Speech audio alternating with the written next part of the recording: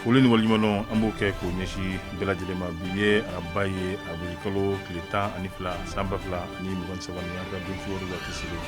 bi don kibaru kɔnɔna la Niger olu ka cɛdenw kɛlɛkɛcɛw fo ka taa se u ka minisiri ma olu kɔni nana min ye tasi bila foli ye Burkina ta tɛmɛnen kɔfɛ ka sɔrɔ k'o kɛ an ka jamana ɲɛmaa yɛrɛ kɔni fɛ na o fana tɛmɛnen kɔfɛ min bɛ tali kɛ Kalafili ale ni Bugunatigɛ sɛbɛnko a baaraw bɛɛ lajɛlen na n'a bɛ f'o ma ko carte biométrique o baara a dili kun fɔlɔ olu yɛrɛ kɔni daminɛra kunun n'o ye tarata donya ye avril kalo tile 11 san 2023 an ka jamana yɛrɛ kɔni kɔnɔna la ka bɔ yen an bɛ taa Menaka Bamachu olu kɛlen bɛ ka Menaka ka se ka o tigi yɛrɛ kɔni minɛ an bɛna an da don fɛn n'an ka walawali kɔnɔ ka fɔlɔ kan an bɛ taa jamana kɔ ka farafinna farajɛla kibaruya min n'an y'olu sɔrɔ an b'olu fara an ka walawali kan. I b'a fɔ an y'a fɔ cogoya min na an ka bakurubaw la Niger olu ka délégation nana nɔ délégation min ni a ɲɛ kun minɛlen bɛ u ka minisiri min ka baara bɛnnen bɛ u ka jamana ani jamana wɛrɛ cɛ ko ɲɔgɔn ɲɛnabɔli ma fo ka taa se farafinna olu ka kelenya yɛrɛ bɛɛ lajɛlen ma Yusuf Mohamed Al Mukhtar kɔni bisimila minɛra jamana ɲɛmaa yɛrɛ kɔni fɛ u ye baro kɛ baro min ni a bolila kɛrɛnkɛrɛnnenya la jamana ɲɛmaa ale fa kɛ o ka banni ayiwa u nana ka na tasi bila foli ka se ka o kɛ ka ɲɛsin jamana ɲɛmaa yɛrɛ kɔni ma ani min bɛ baara kɛ ɲɔgɔnya fɛnɛ k'o kɔfɔ k'o kumaw fɛnɛ nun don u ni Mali yɛrɛ kɔni ni ɲɔgɔn cɛ. Halisa an bɛ to an ka jamana kɔnɔna la an y'a fɔ Kalafili baaraw olu kɔni labɛnni bɛ sen na o de kɛra sababu ye a bɛ fɔ min ma ko carte biométrique ni o dili baara min kun fɔra kabini waati tɛmɛlen a kɔni daminɛra ka bɛn ni tarata donya yɛrɛ kɔni ye an ka jamana yɛrɛ kɔni kɔnɔna la minisiriso min ka baara bɛnnen bɛ fanga cɛbɔli yɛrɛ kɔni ma ni ale ye gouvernement ka kuma lasela yɛrɛ fɛnɛ kɔni ye nin baara ninnu kɔni daminɛ ka bɛn ni tarata donya yɛrɛ kɔni avril kalo tile 11 san 2023 o de ye ka se ka maliden mu ni olu yɛrɛ kɔni ka bugunatigɛ sɛbɛnw yɛrɛ kɔni kɛra carte biométrique ta fanfɛla ka se ka olu yɛrɛ kɔni d'u ma nin sɛbɛn in a nakun ye jumɛn ye yaasa Kalafiliw olu yɛrɛ kɔni bɛ se ka labɛn cogoya min na i b'a ye nin baara in a nundon baaraw olu yɛrɛ kɔni bɛɛ lajɛlen kɔni kɛra kɛrɛnkɛrɛnnenya la Bamako yan nɔ an ka commune 4nan o mairie yɛrɛ kɔni kɔnɔna la kɛnɛ in kan maa caman tun bɛ yen fo ka taa se gouvernement maa ma ale ni autorité indépendante de gestion des élections o maa ɲɛmaa fɛnɛ tun bɛ yen fo ka taa se PNUD min bɛ an fɛ yan nɔ o fɛnɛ directeur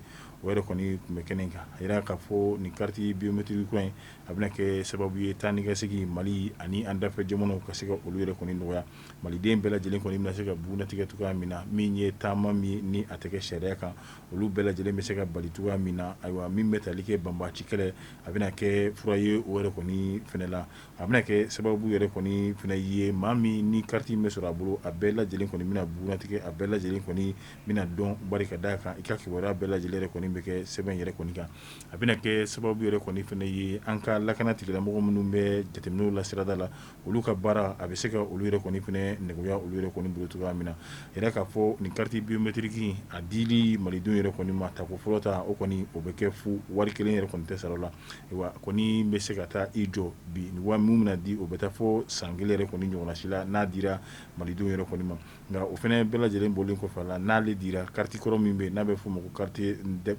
carte nationale d'identité ale ni carte consulaire carte nina o fɛn o fɛn mana k'i bolo i b'olu bɛɛ lajɛlen kɔni di jamana ɲɛmaaw yɛrɛ kɔni ma a yɔrɔ yɛrɛ kɔni na a ko carte biométrique kura min yɛrɛ kɔni bɛ sen na ni ale yɛrɛ kɔni donna sen na i b'a ye carte nina ka taa se an ka carte tɔw bɛɛ lajɛlen ma o y'olu bɛɛ lajɛlen de baara bannen o y'olu kɔni binnen u tɛna se ka mɔgɔ wɛrɛ kɔni ɲɛ tuguni nka minisiriso min ka baara bɛnnen bɛ fanga cɛbɔli ma ale ka secrétaire général yɛrɛ n'o ye monsieur Suguna wa kɔni ye a yira k'a fɔ carte min dilan filɛ nin malidenw maliden ni ale si la dɔgɔman kɔni ye san 18 ye o bɛɛ lajɛlen k'a dɔn k'a fɔ olu yɛrɛ kɔni bɛna u ka carte in sɔrɔ fu dɔrɔmɛ kelen yɛrɛ kɔni tɛ bɔ a la minisiri Abdoulaye Mayiga ale yɛrɛ kɔni fɛnɛ kumana a y'a yira k'a fɔ malidenw u ka bɔ bɛɛ lajɛlen ka taa i ka carte in ta min b'a to lakana o bɛ se ka sabati cogoya min na Kalafili baaraw olu yɛrɛ fɛnɛ bɛ se ka kɛ damu yɛrɛ kɔni kɔnɔna la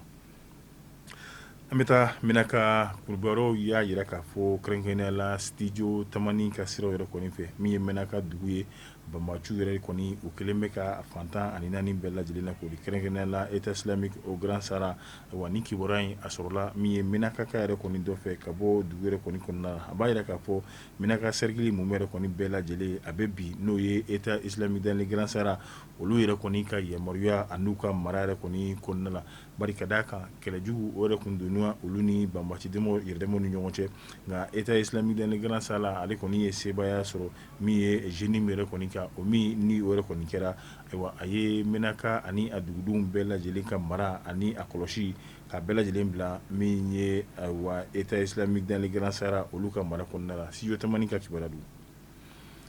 an bɛ taa an ka jamana ko kan kɛrɛnkɛrɛnnenya la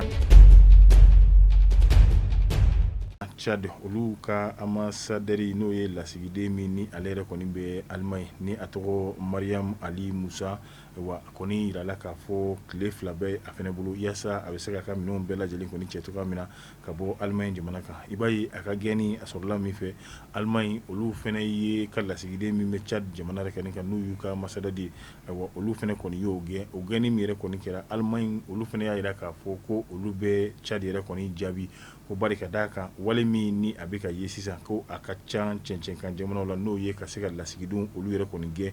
o min n'o kɛra Allemagne jamana fɛnɛ ye a ɲini n'o ye Tchad olu ka lasigiden min bɛ ni muso don k'a fɔ a ɲɛna tile 2 de b'a bolo a k'a ka minɛnw bɛɛ lajɛlen cɛ ka b'u ka jamana kɔnɔna la an bɛ taa Brésil u ka kalandenw minnu bɛ yen nɔ minnu ni olu ka wulikajɔ bɛnnen bɛ sɛnɛ ani dugukolo labaarali yɛrɛ kɔni ta fanfɛla la olu ye kalan kɛ u tilalen u ka kalan yɛrɛ kɔni bɛɛ lajɛlen na jamana ɲɛmaaw u y'a laɲini a kalanden kelen-kelenna bɛɛ lajɛlen a bɛ fɔ min ma ko tracteur n'o ye sɛnɛkɛ mansi yɛrɛ ye k'a di a kalanden kelen-kelenna bɛɛ ma yaasa u bɛ se ka u wakiliw ka kɛ dugukolo yɛrɛ cogoya min na min b'a to baloko dunkafa a bɛɛ lajɛlen a bɛ sabati cogoya min na l'Amérique jamana ɲɛmaakɔrɔ Donald Trump ale ka kuma lase dɔ senfɛ min n'o kɛra Fox News mɔgɔw kɔni ɲɛkɔrɔ ayiwa kɔni y'i da don Emmanuel Macron ale ka kibaruya la a taara taama min na Chinois jamana yɛrɛ kɔni kan o kɛnɛ kan i b'a ye k'a fɔ Emmanuel Macron ale nalen a y'a yira k'a fɔ min ye nanzara jamanaw ye olu kan ka sabali ten min ye ka tugu l'Amérique jamana olu ka kunkilenna o n'u ka hakilina yɛrɛ kɔni kɔ o kuma min ni o fɔra ni l'Amérique jamana bɛ ka jalaki Faransi jamana ɲɛmaa yɛrɛ kɔni fɛ o digira Donald Trump la ni ale l'Amérique jamana ɲɛmaakɔrɔ ye a fɛnɛ ye a ka laseli kɛ laseli in senfɛ a ka kuma kɔnɔna la a ye nɛninikanw yɛrɛ i b'o o mɛn a da min ni a b'o ta k'o ɲɛsin Faransi jamana ɲɛmaa ale yɛrɛ kɔni ma ni ne fɛnɛ bɛ dan sigi an ka bi don kibaru la tugu ɲɔgɔn kɔ min n'a b'o kɛla ni anw ye k'o caya k'o jidi k'an ka diya ninnu cari diɲɛmaa bɛ se ka kunnafoni sɔrɔ cogoya min na an b'a fɔ a k'an bɛn diɲɛ waati wɛrɛ